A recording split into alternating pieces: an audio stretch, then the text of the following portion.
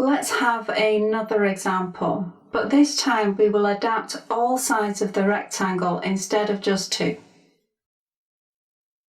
Firstly, I created a curvy line on the top edge of the rectangle. I then replicate that line on the lower edge of the rectangle. We can now remove those straight lines. The shape as it is will tessellate well, yet I want to change each side so it can become an interesting abstract shape, and we can push further into Escher's process of using tessellations. I create a curvy line on the left vertical line of the rectangle. I don't want that line to cross over the others that I've created because it would stop the shape from joining together and tessellating. When creating that line, I do consider the lines that are already present in order to create a good shape. I then duplicate that line on the right vertical edge of the rectangle. The process is the same as what we did on the other two sides. We've just got to remember that the lines on the opposite sides of the rectangle must be the same. Think back to that parallelogram.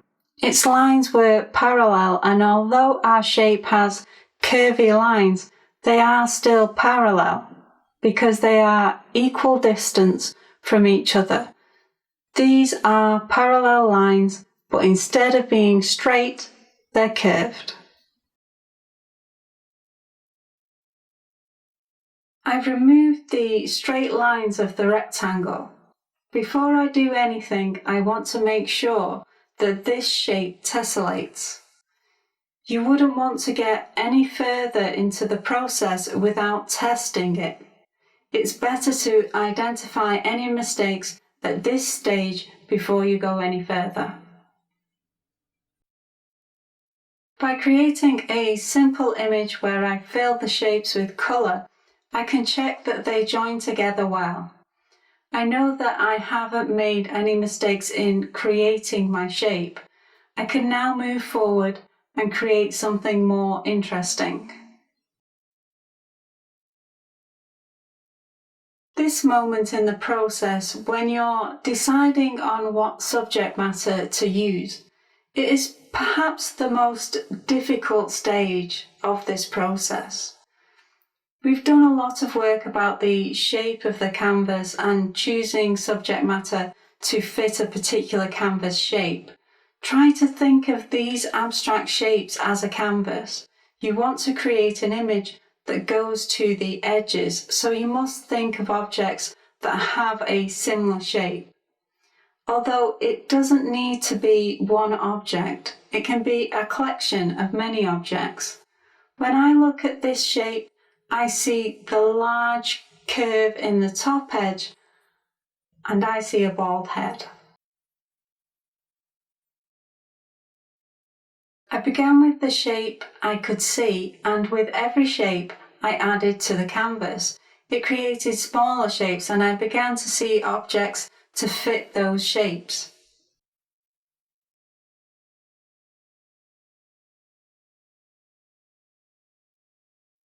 In the piece I created earlier, all of the figures point to the right. I like this image, but it is off balance. The pull is too strong towards the right. All of the subject matter pushes towards that direction. There is the suggestion of movement and speed, like the beginning of the race where everyone lines up and the figures share a shape similar to a rocket. This makes the imbalance less important, but it's not something I'd choose to repeat. You want to learn from every piece that you create. When I look at this shape, I know that if I repeat it, it will lead to the same type of imbalance. You'll notice how it creates an image that pushes towards the left. There is imbalance, and this is something that I want to avoid. I don't want to change the design that I already have because it isn't a flaw in the image. When creating any image that involves repetition, you've really got to focus on how you create balance, because your image will drift into being out of balance before you even notice what has happened. I want to return to the abstract shape because I could create another image that pushes towards the right. Only a strong push in the alternative direction will lead to a balanced image.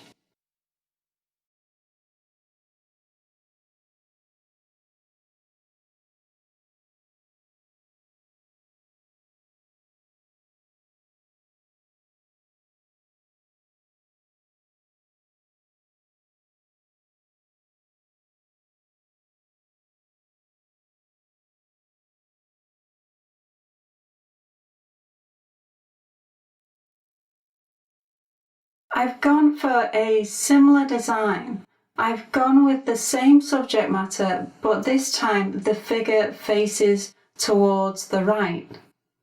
This piece on its own creates an imbalance towards the right.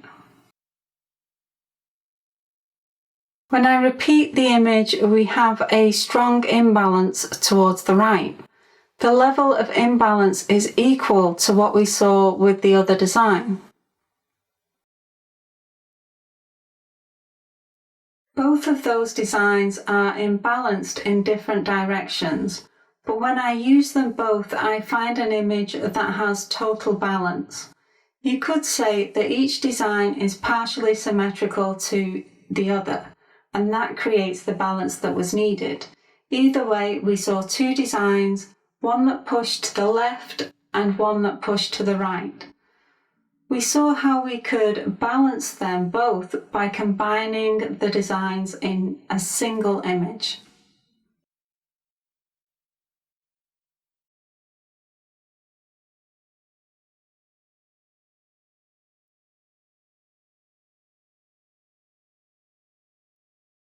It's been said that Escher couldn't work out why no one else shared his passion for creating images using tessellations, and it made him feel quite isolated. But these were the concerns of a humble man. Escher was creating his designs using woodcut as a medium. I can't imagine the level of difficulty this would involve. I'm using drawing software that allows me to copy and paste. This simplifies the process immensely. Escher's process gets harder if you're drawing using paper and a pencil, because you must copy each part of the image exactly in order to create the full effect, and that requires a high level of technical skill. Then to be creating these types of images using woodcut and making prints, what an incredibly difficult medium to use when creating such complex imagery. To do this, you would need to be an artistic genius, and I have no doubt that Escher was that artistic genius. People did share his passion, but nobody else had the skill to create like he did. I don't think Escher realised that his skill level was so much higher than the majority of artists that he knew. He was a man unaware of his own genius.